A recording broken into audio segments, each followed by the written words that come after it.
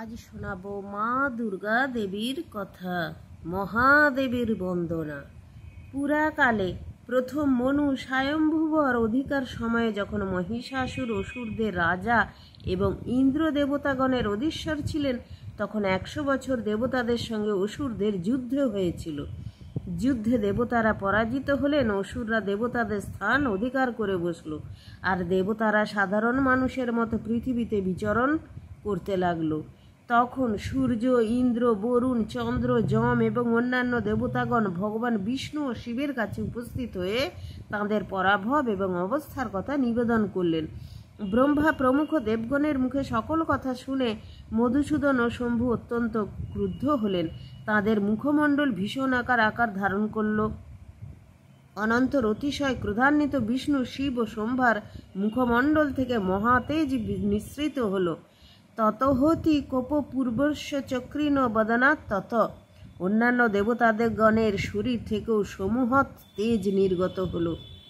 সমগ্র দেবতাদের তেজরাশি একত্রে মিলিত হয়ে সুউচ্চ হিমালয়ে কঠোর তপস্যারত মহর্ষি কাত্যায়নের আশ্রমে দিগন্তব্যাপী জ্বলন্ত পর্বতের মতো শোভা ধারণ করল। সকল দেবতার শরীর থেকে উৎপন্ন ত্রৈলোকব্যাপী অনুপম তেজরাশি থেকে ধীরে ধীরে এক অপরূপা মহাদেবী আবির্ভূতা হলেন। শম্ভুর তেজে সেই দেবীর মুখ, যমের তেজে তার কেশপাশ এবং বিষ্ণুর তেজে তারা বাহু সমূহ উৎপন্ন হল। চন্দ্রের তেজে তার স্তনযুগল, ইন্দ্র তেজে তার শরীরের মধ্যভাগ, বরুণ তেজে তার জঙ্ঘা উরুদ্বার এবং পৃথিবীর তেজে তার নিতম্ব উত্তবনুর, ব্রহ্মার তেজে তার পদযুগল, সূর্যের তেজে তার পদাঙ্গুলি সমূহ, অষ্টবসুর তেজে তার নাসিকা উৎপন্ন হল, দক্ষাদি প্রজাপতিগণের তেজে তার দন্ত সকল, বহ্নির তেজে তার ভ্রুযুগল এবং বায়ুর তেজে কর্ণদ্বয় উৎপন্ন হল। সমস্ত দেবতার তেজ ও রাশি শম্ভুতা মহাদেবীকে দেখে আমরণগণ আনন্দিত হলেন। ত্রিশূলধারী মহাদেব নিজে শূল থেকে শূল এবং বিষ্ণু স্বীয় সুদর্শন চক্র থেকে চক্র উৎপাদন করে মহাদেবীকে দিলেন। এইভাবে সমস্ত দেবতারা মা দুর্গার হাতে, মহাদেবীর হাতে সমস্ত দণ্ড, চক্র, নানা রকমের রুদ্রাক্ষ মালা থেকে শুরু করে কমণ্ডলু থেকে সমস্ত কিছু সেই দুর্গা দেবীর হস্তে দিলেন। জগন্মাতা দুর্গা অস্ত্রশস্ত্র ও অলঙ্কারাদিতে সুসজ্জিত হয়ে বারংবার অট্টহাস্য হুঙ্কার করতে লাগলেন। এতজন দেবতার তেজ রাশি থেকে উৎপন্ন হয়েছেন মহাদেবী।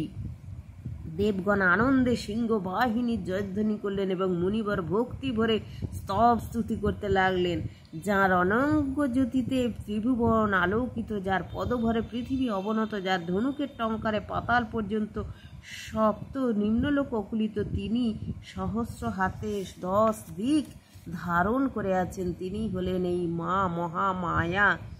তিনি মহর্ষি কাত্যায়নের আশ্রমে দুর্গাদেবী আশ্বিন মাসে কৃষ্ণা চতুর্দশী তিথিতে আবির্ভূতা হয়েছিলেন। এইভাবে মা মহাদেবী, মা মহামায়া দুর্গার আবির্ভাব হলো। তারপর তিনি তার সে দেবতারা যে সমস্ত তাকে অস্ত্রশস্ত্র তুলে দিলেন, তখন তিনি সেই 10 হাতে মহিষাসুরকে বধ করলেন। মহিষাসুরকে বধ করার পর সমস্ত দেবতারা আবার স্বর্গলোক ফিরে পেলেন। তাই দেবীকে বলা হয় অসুর দলনী মা দুর্গা। জয় মা দুর্গা। সবাইকে ভালো রাখো মা। সবাই বলুন জয় মা দুর্গা, জয় মা মহামায়া।